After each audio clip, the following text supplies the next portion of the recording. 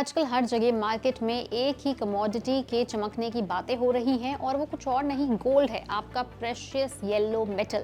सब जानते हैं कि गोल्ड ने पिछले एक साल में ऑलमोस्ट 40% तक का रिटर्न दिया है। जिनके पास खूब सारा पहले से है वो बहुत खुश हैं, और जो अब और खरीदना चाहते हैं वो ये वीडियो ध्यान से ज़रूर देखें।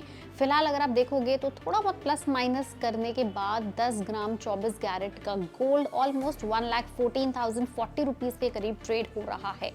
लेकिन क्या आप ये जानते हो कि जब जब आप गोल्ड से अर्न करते हो, कमाई करते हो, उसे खरीदते बेचते हो, तो आपको उसके ऊपर कितना टैक्स देना पड़ता है? गोल्ड खरीदते समय मान लो अगर आप फिजिकल गोल्ड खरीद रहे हो तो आपको 3% का जीएसटी देना पड़ता है। लेकिन इसके अलावा आपको 5% टैक्स भी देना पड़ता है उसकी मेकिंग चार्जेस के ऊपर।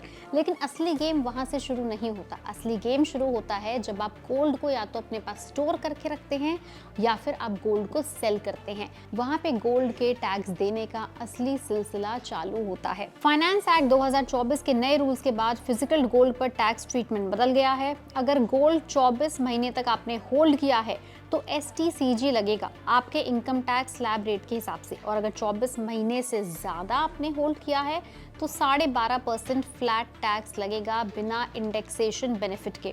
अब दूसरी तरफ आता है गोल्ड ETF और गोल्ड म्यूचुअल फंड्स। अगर आपने गोल्ड ETF या गोल्ड म्यूचुअल फंड 12 महीने तक होल्ड किया है तो उसके ऊपर STCG आपका लगेगा शॉर्ट टर्म कैपिटल गेन, और अगर आपने उसी गोल्ड को 12 महीने से ज्यादा होल्ड किया है तो 12.5% तक का आपको STCG लगेगा, again with no indexation benefit. इसके बाद एक और गोल्ड की इन्वेस्टमेंट आती है जो काफी पसंद आती है लोगों को, और बहुत लोगों ने उसके अंदर इन्वेस्ट भी किया हुआ है। दैट इज SGB यानी sovereign gold bond. Sovereign gold bond के ऊपर अगर आप उसको 8 साल यानी मैच्योरिटी पीरियड तक होल्ड करते हैं तो आपको उसके ऊपर किसी भी प्रकार का टैक्स देने की ज़रूरत नहीं होती।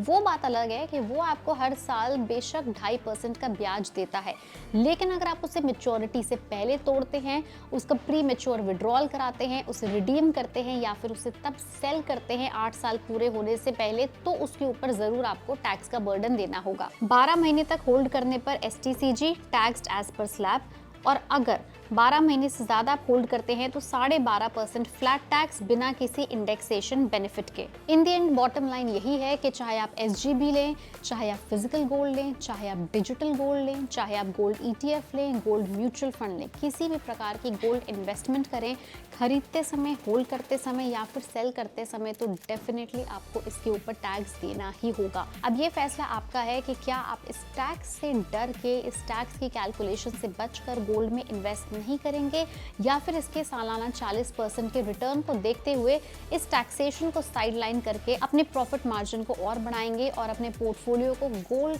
कमोडिटी के साथ ऐड करके और स्ट्रेंथन भी करेंगे। अगर आपको गोल्ड टैक्सेशन रूल्स में कोई डाउट है, कोई सवाल है, तो हमें नीचे कमेंट सेक्शन में लिख के जरूर बताएं। वीडियो पसंद आई हो उसे लाइक करें और शेयर करें।